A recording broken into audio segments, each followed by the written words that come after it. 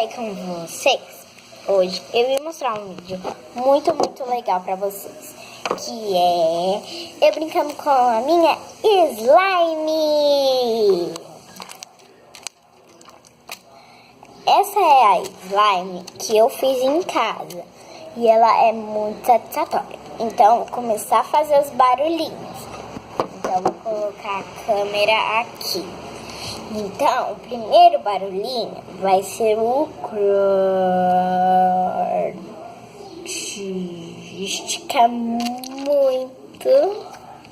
Ela estica muito, quer ver? Agora, na verdade, vai ser o estica muito. Vai ser esse daqui. Ela estica muito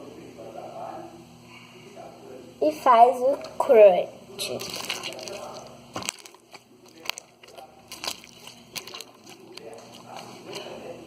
Agora o barulhinho satisfatório. Agora o clique.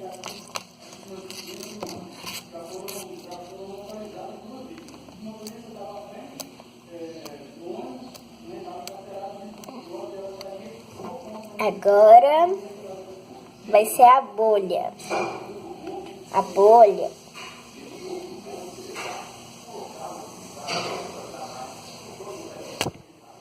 A bolha, olha, gente, a bolha,